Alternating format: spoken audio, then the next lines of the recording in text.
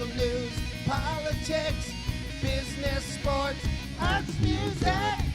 Mike and Marty on the beat. Mike and Marty. Mike and Marty. Good morning, Rockingham and Bellows Falls. It's Mike and Marty. We're here on the feed. It's February 8th. Today we're going to be meeting some people from the Rich Earth Institute from Brattleboro, and we're going to be talking about a recycling program that they're working on. But first, Marty with local events. Local events. So this week at the Bellows Falls Opera House is the movie Plane. I don't have an actual graphic for that because they seem to be posting them a little later than we need them. I think it's about a plane. It is about a plane. It is about a plane. It goes from February 10th to February 14th. But the classic movie tonight is truly a classic. It's The Sting. We can all remember the music from that. That's sponsored by Coda and Coda. Reminder that we will have David on next week, and we just thought it was very interesting that we had Rich Earth Institute here this week, and then we have David here next week, David Stern from Wild Goose Players, to promote Urinetown, which is running March 24th, 25th, 26th, the 30th, 31st, and April 1st. Tickets are available at the Bellows Falls Opera House, and if you go and check out anything with the Opera House, you'll see the staging. They've done beautiful staging for Urinetown, so make sure you get your tickets. The Ray Masuko concert series is moving on to the concert number 2, which is the Steel Wheels, happening Friday, April 7th. The most recent concert they had this past weekend with Dar Williams was a near sellout. In fact, I think it might have sold out. So if you are interested, this would be the time to get your tickets. Again, bellowsfallsoperahouse.org. Ticketing is super easy. And then the next in the series, which is coming in, I'm not sure when, and it doesn't say it on that, is Chris Smither. Again, those tickets are up for sale and available. We just don't know what the fourth one's going to be. That's still a mystery. Oh, actually that's happening Saturday, September 23rd. I guess I did do my research and I had it on my paper. If you're into a different type of music, then Smells Like Nirvana, which is a Nirvana tribute band, is coming on Thursday, May 18th, and I believe that is being put on by Brian Joy and PKs. Yeah, right, he was exactly. here a few weeks ago, and he was talking about trying to get some more, more variety of music to the Opera House. And then reminding everyone I never sent you the graphic, but reminding everyone, just realized because it wasn't in the list, reminding everyone to save the date for the Bellows Falls Festival. It's Rotary and Wild Goose co-sponsored. It's going to be at the Waypoint Center. We just decided on the 2 headliner bands. I think it's going to be pretty exciting. We're going to have some local talent doing kind of the warm-up things. It's going to be food trucks and beer and fun. And we hope to make it a big yearly event, not necessarily like Roots, but with that spirit of Roots of bringing folks into the town for food, fun, and festival type thing.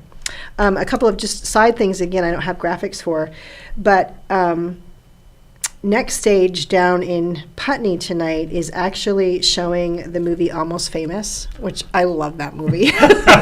So it came up in events, and I just thought I'd throw it out there. And then this Saturday, Eugene Friesen is going to be also at Next Stage. And if y'all remember when we had him on here, he is a super unique cellist. And if you've never seen Eugene, it is so worth going to see him. Yes, and he's going to be with Cecilia I couldn't remember Zabala, who he was with. I just looked it up quickly. Argentinian guitar player who actually has a really unique 7-string guitar. And Wow. I've heard that this performance is just something to see. I'm hoping to go myself.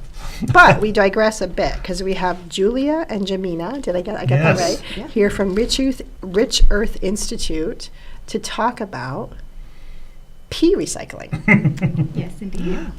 Or pea cycling. Yeah, I was okay. like, yeah. Oh, Have you coined your own? I wasn't sure. I put it in as pea recycling, but I thought maybe it was pea cycling. But That's our handle on all the social medias is the Pea Cyclers. there you go. Really? People are probably like, "What's that?" And that's what we're here to find out. Yeah. So start from the beginning.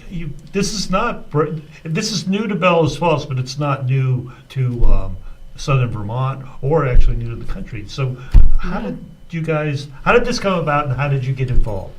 Yeah. You Well, wanna so start off? sure. About a decade ago, our co-founders Kim and Abe Noe Hayes met at a party, and we're talking about composting toilets. And the rest is kind of history. They founded this institute to get a program going to reclaim the waste that our bodies produce every day as a resource. And they kind of wanted to start as a demonstration program here in Vermont, and kind of connected to some movements that were going on in Europe to get this going at a larger scale at the same time. And so for about a decade now, we've been having this community scale urine recycling program going that we'll talk about. But it's also kind of reclaiming an age-old practice that people have been doing for centuries of just fertilizing plants in your garden with the nutrients that your body produces. Because I was going to say, this isn't new. Like Chinese, the Asian countries, you did a lot of that with fertilizing rice, right? With urine. Yeah, they would capture what they called night soil. Yeah. So they weren't really splitting it up in the way that we are, where we're collecting specifically urine. But night soil was really more feces or all of our waste. And it was highly sought after for the farmers. Right. And so it's not a new concept. Our bodies, we are humans. We are part of this earth, and our bodies are creating nutrients that the earth needs. And so this is just a way of capturing that. And just I think a good thing to remember is that when we don't capture it and it goes into our sewer systems, which is sort of the status quo, those nutrients still are going somewhere. Yeah, and they're actually causing pollution where they end up, which is typically in this area in the Connecticut River, and then eventually the Long Island Sound. And so they're bringing their pollution if they go in the waterways, and they're a resource if they go onto the soil. That's great. So. That's a really good distinction, because that's I was thinking about Lake Champlain. It's dealing with all of that. It's a constant problem in Lake Champlain. Yeah. Absolutely. Anyway, so you're in Brattleboro then. Yeah. Yes. We are mainly.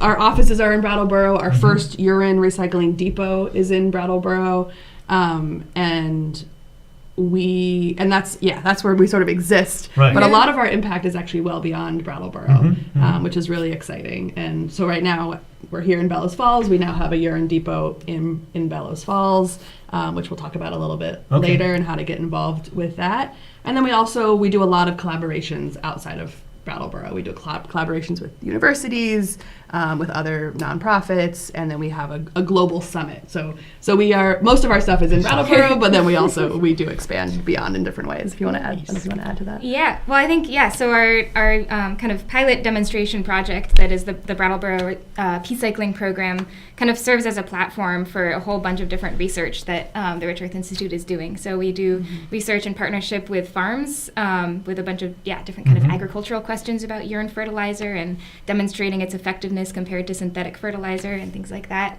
And then we also have technical research that's going on about processing technologies, and then social research about the kind of social acceptability and perspectives that different people have about it. Nice. So it's kind of the platform for all of that. Our depot in Brattleboro is the one that's kind of been there for 10 years, and it runs on the generous contributions of local urine donors. We have about 200 folks down in Brattleboro who are contributing their nutrients to our program there. And just this past year, we launched this new depot up in Bellows Falls, and so we're hoping to get kind of a new community of people contributing up here. So and how's it going? I mean, do you measure in volume, or do you measure in number of people, or both, or? Yeah, Yes. Both, definitely. In our first year, I think back in 2012, we collected about 600 gallons or something like that. And recently we've been up in the 11 or 12,000 gallon range every year. Good for you. And growing. Yes, and growing. Higher hopes every year. So let's go through there's steps and there's processes. So let's go through those to kind of explain, give a little more context to what we're talking about. So there's a 4-step process. Yeah. So big picture, once again, is we're collecting urine and using it on farms as a fertilizer. And so what we're seeing here is the 4 steps that it takes to really do that. And so the first is collection. We have to get the urine somehow. There's always a lot of questions on how that. Yeah, we can talk a lot about that. We can talk about a lot about that. And if you're interested in becoming a urine donor, reach out and we can get you set up in different ways of collecting urine. And we have some low tech to some higher tech ways of collecting, which we'll talk about also in a moment. And then we have this big yellow truck that we drive around, and we go to our depots and we pump out all the urine that folks have generously brought to our depots. And then we bring that all back to our research center in Brattleboro, where we pasteurize the urine, which really just means that we're raising it to about 80 degrees Celsius for 90 seconds, and then it's pathogen free. So that's what the pasteurization process is, which is a pasteurizer that our team built for this purpose. And then we are fully permitted to go and apply that pasteurized urine out on local farms as a fertilizer. So that's sort of the big arc of the journey of the urine. Yes. Yeah. And then, so we have some slides that show the ways that urine can be collected.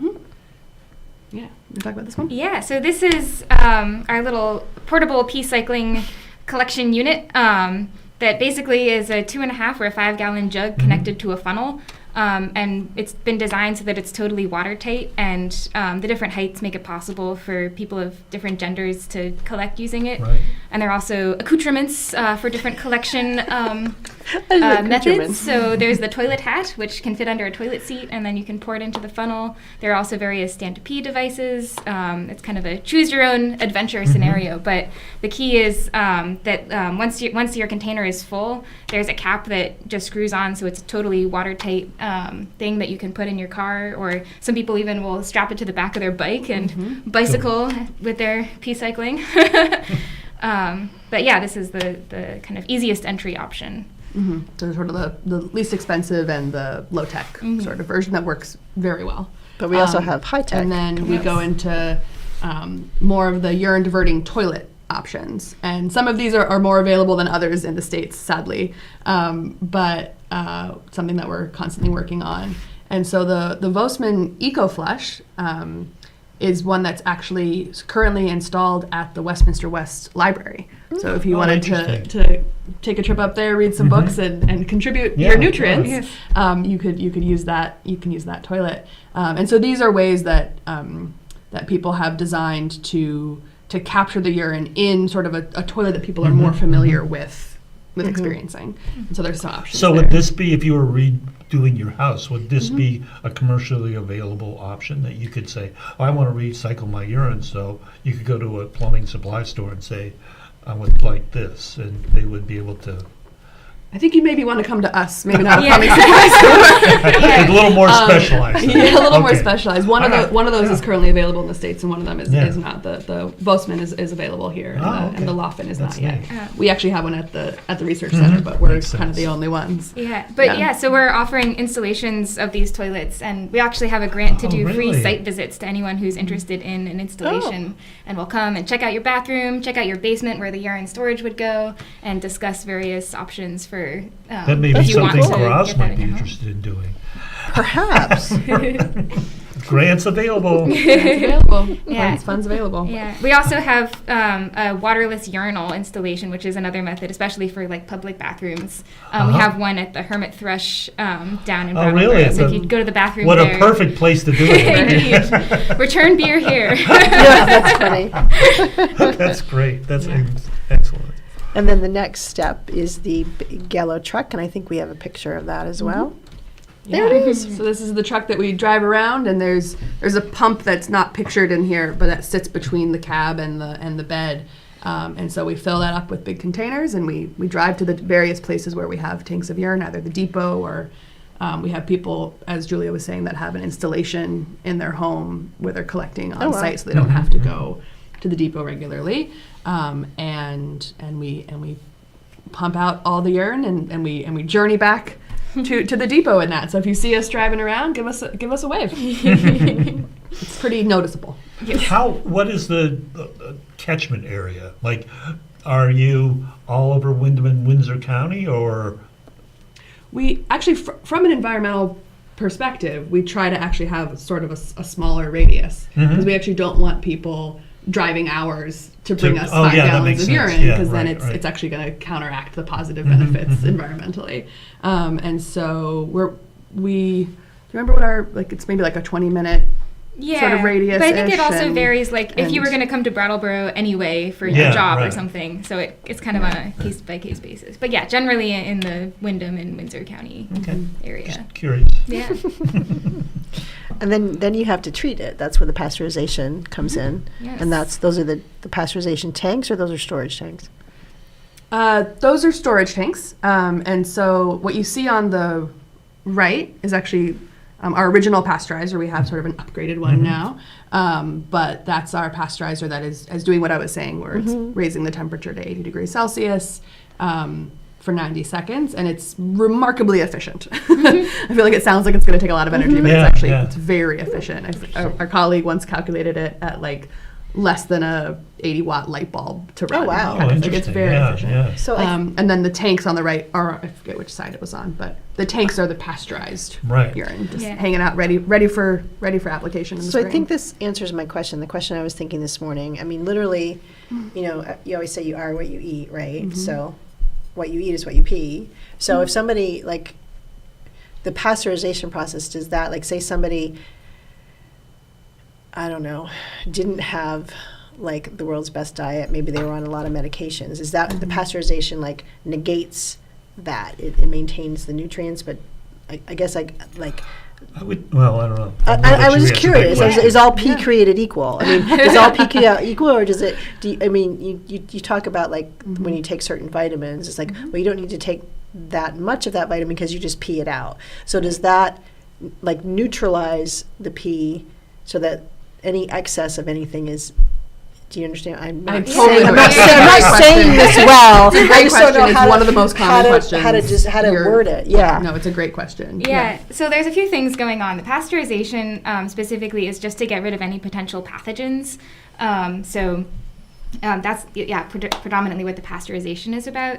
As far as nutrient content goes, what is in your diet will impact like the nitrogen and phosphorus level of your urine. So if you eat a higher protein diet, you'll have more nitrogen in your urine and it'll be a better fertilizer. But then the pharmaceutical question is kind of a whole different can of worms. That Rich Earth actually did a 6-year research project with the University of Michigan and the University of Buffalo to look at the effects of, because there are pharmaceutical residues in your urine. So they were looking at the effect of those pharmaceuticals when applied to crops and what happens to the soil and the groundwater and whether they're present in the crop tissue. And basically what they found is that pharmaceutical compounds are kind of present in crop tissue at very barely detectable levels. So the stat they came up with is you'd have to eat a pound of urine fertilized lettuce every day for 2,000 years, and you would then get back the same amount of caffeine that's in a cup of coffee. So it's very kind of minuscule levels. But still, it's a better use. It's a better than it just going into wastewater. Right. I imagine just going into that's the flip side of it. Which I think is always really important to remember is like, if we're not doing this, what are we doing? And where are those medications going right now? Or where is that excess nutrients going? And right now, the vast majority of wastewater treatment plants are not set up to actually take out any of the pharmaceuticals. And so those are going directly into the waterways and causing problems with fish. Like I've heard that, exactly. or at least read studies where there are trace elements of pharmaceuticals in fish. So it's one way or the other, I guess. Yeah, and we do have some research coming up to try to even filter that out more before application, but we'll see how that goes. Yeah, that's part of the research game. But the whole idea of getting caffeine in lettuce, is really, I think you might be on. Now you're excited about it. I was just saying, that might be a way to get some people to have their lettuce, and then so you then give it to farmers and they apply it, right? Yeah, and so some of the farmers we work with, we're doing this sort of in the scope of a research project. So some will partner with us and be willing to sort of collaborate with us to use some of their land to ask these research questions and to do these projects. And then some are just really excited to fertilize with urine and really see the value of it.